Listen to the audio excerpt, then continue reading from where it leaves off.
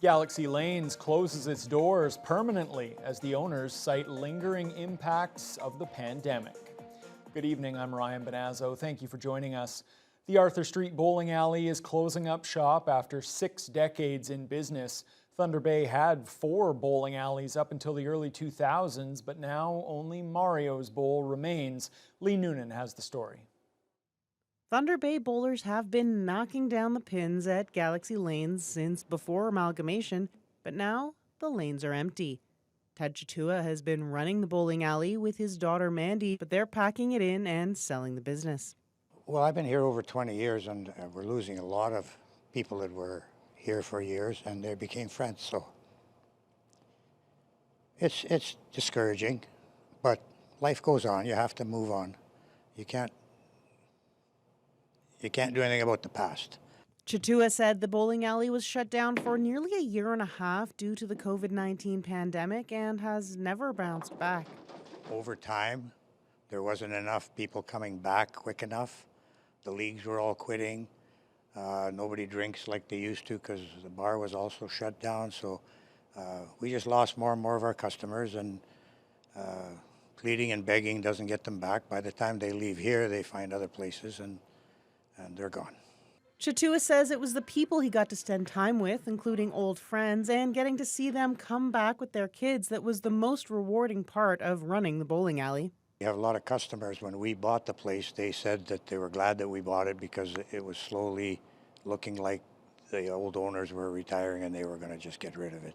And so they were happy that we bought it. They were happy that we're still in the bowling business. Chatua said they're keeping everything as is in the hopes of finding a buyer who will keep Galaxy Bowl as a bowling alley. Lee Noonan, TBT News. The Lakehead Psychiatric Hospital and what can be done with that property was a hot topic of discussion this week between city officials and provincial ministers at the AMO conference.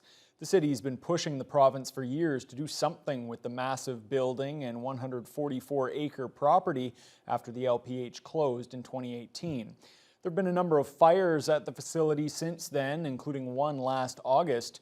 Intergovernmental Affairs Committee Vice President Shelby Chung says the city can't do anything about the facility or the property unless the province transfers ownership. During their AMO meetings, Chung says the Ministry of Municipal Affairs and Housing showed the most interest in dealing with the issue. Chung adds if a property transfer does happen, it's still unclear at this point what would happen with the land and building. There's still a heritage status that needs to be sorted out. That's going to be done, we're told by the provincial government, in 2026. When, I'm not sure, but once that comes through, then we'll probably see a lot more movement. Right now, it's just speaking with Fort William First Nation, making sure that that their a voice is going to be heard at the table. It's still very new. City Council has definitely heard that the LPH is a priority. It's a gem in our city. It's a beautiful property that we really want to see redeveloped, retooled, whatever that looks like in the future. As the trade war rages on, the number of Canadians traveling to the U.S. continues to fall, with a 37% drop in July over the same month last year. And the latest statistics from the Pigeon River border show the number of Americans crossing into Canada dropped about 9% so far this summer. Thunder Bay's tourism officials say they saw that coming, but a spike in Canadians taking staycations has more than made up for it. Jonathan Wilson explains. Statistics Canada keeps track of the number of passenger vehicles crossing into Canada at Pigeon River each month. And while the number of Canadians coming back home has been down significantly since February, the number of Americans crossing there was actually a bit higher throughout the springtime. But in both June and July, those numbers have dropped about 9%. City Tourism Manager Paul Pepe says some of their tourism partners have reported seeing higher numbers of American visitors this summer, but he says the overall drop was to be expected. Watching what was going on across Canada, watching what's going on across North America, with traffic being consistently down of U.S. traffic across Canada since the beginning of the year, that gain that we were seeing up until the end of May largely evaporated in June and July. But we did see some declines of about 9% in U.S. traffic at Pigeon River in June and July. But that said, it's been more than made up by domestic travel. Canadians are getting out, they're exploring Canada more more this year. They're staying in Canada on their vacation, so we're definitely have been benefiting from that. And the American numbers, as I said, being down a few points. We never like to see those numbers being down, but we were certainly anticipating that. Pepe says the U.S. market usually only makes up around 20 to 23% of Thunder Bay's total visitors. He thinks there could be a number of factors leading to the drop in vehicles from the U.S. crossing at Pigeon River. But much like how many Canadians are pointing to the tariffs for their travel changes, he thinks some Americans are also being impacted by the trade war. A lot of U.S. travelers are, watching their dollar. They're staying closer to home too. Their tariffs are having an impact on inflation for them, or they're wondering, about their job security, and so there's a lot of factors at play. As Pepe mentioned, the number of Canadians traveling to Thunder Bay appears to be up considerably this summer, based on hotel occupancy rates and a big spike in visitors stopping at the Terry Fox Lookout Information Centre. So, Terry Fox is, seen tremendous traffic this year. In June, our visitors through the doors were up over 5,500 people over June of last year. That's a 41% increase over June 2024. So, the visitor center is as busy as always, and hotel occupancy to the end of June, we were just a little over 80% occupancy here in Thunder Bay in June, and that's up from 75% last year. So, we're seeing gains across other elements of our tourism sector that are still pointing to a healthy year overall. Jonathan Wilson, TBT News. A Southern Ontario man is the latest person to plead guilty to selling fraudulent Norval Morrisseau artwork. 78-year-old David Brenner appeared in a Barrie court on Wednesday. His lawyer and the Crown jointly proposed a 2-year house arrest. As first reported by Barrie today, Brenner will be formally sentenced on September 9th, but the judge is expected to accept the plea deal.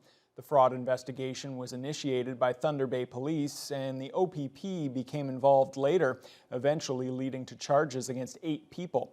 Brenner is the 4th person to plead guilty in the scheme, which involved nearly 900 fake Morrisseau paintings. His role was to provide fake certificates of authenticity with false appraisals. While not a ringleader, the Crown says he still bears significant responsibility. If the plea deal is accepted, Brenner will serve out 8 months of house arrest, 8 months with a curfew, and an additional 8 months under probation conditions.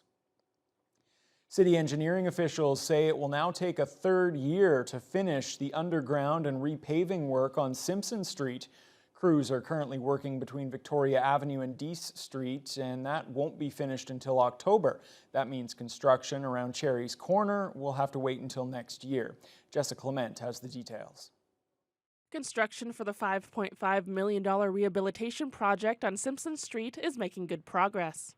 A month ago, crews finished working on and repaved Leith Street from May to Simpson and have now shifted to the stretch from Victoria Avenue East to Dease Street. Senior project engineer Brian Newman says they just finished up the underground work from Victoria Avenue to Cummings Street. The curb and gutter is in, the road's graded, it's just waiting for some asphalt and sidewalk work. They just did some cut and caps today, and they're going to be back into the water main work between Cummings and Dease.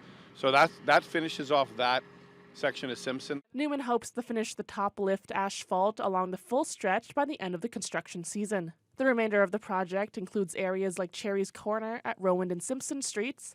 However, Newman says they may not work on that section until next spring. The city's bought up some land there, so to speak, so still trying to figure out what we're going to do with it is kind of not decided. So we have to go back to Robertson to basically Rowand. It's just the one corner where Cherry's actually is. And there's a whole pile of refurbishing of the concrete and fixing up the sidewalks and curb and gutter and all that, along with the underground. And at the same time, hopefully we know what the status is or what the plan is for those properties. If we know, then we could service them properly. So we're not in any rush to get there. Drivers are advised to use alternate routes when possible. Jessica Clement, TBT News. The downtown North Core was jam-packed with people last night for the return of Harborfest, an event that hasn't been held there since the late 1990s. The head of the Waterfront District BIA, Cara Pratt, says she was overwhelmed to see how many people came out. Oh my goodness, it is fantastic. You see this dog show behind me, it is wonderful. The turnout is spectacular, and I'm so happy to have everybody down here opening up Red River Road. Well, that dog show attracted close to 1,000 people. The contest featured categories like smallest dog, the pooch with the saddest eyes, and the dog that looked most like its owner. Harborfest was brought back as a way to celebrate the completion of the $11 million streetscape project in downtown PA. The event also featured 3 bands, including Blood Red Moon. Pratt says they couldn't have pulled it all off without $18,000 in federal funding to hire 4 interns this summer. She has no doubt that Harborfest will return next year. Zero doubt. As long as we have Canada Summer Job students, we will have Harborfest. Because we need that extra little bit of help, and they have been the biggest and best help. And I cannot thank the federal government enough for having that funding to help us out, because look at this. This is spectacular, and it's wonderful to bring back Harborfest and bring back the sense of community in the North Core. Amazing to see so many people out for that great event, packing the North Core. And Fiona, today, not a bad day out there. It was overcast, but not as bad as we were expecting. Yeah, we had quite a thunderstorm last night, and today I wasn't sure how it was going to be, especially first thing in the morning, but all in all, nice dry day, which is always good for all of the events going on that people are still going to wrap up the summer. Let's talk about what happened last night. This system moved in around 2 a.m., bringing thunderstorms and quite a light show. Rest of the day, fairly clear, but you can see we've got some rain pushing in, still part of this one large system. It's not well organized, so it's coming in bits and pieces, and it has started to move in. Here in the city of Thunder Bay, though, we had mostly cloudy skies. After a low of 15, winds were pretty light and pretty consistent, 8 to 15 kilometers per hour from the northwest. And we hit a high of 26. The Humidex made it feel like 31. It was a warm end to the week, which is always good for this time of year. Now, we've got mostly cloudy skies in Red Lake at this moment, but just an hour ago, they were dealing with rain, and the rain has caused temperatures to start to fall pretty quickly this evening.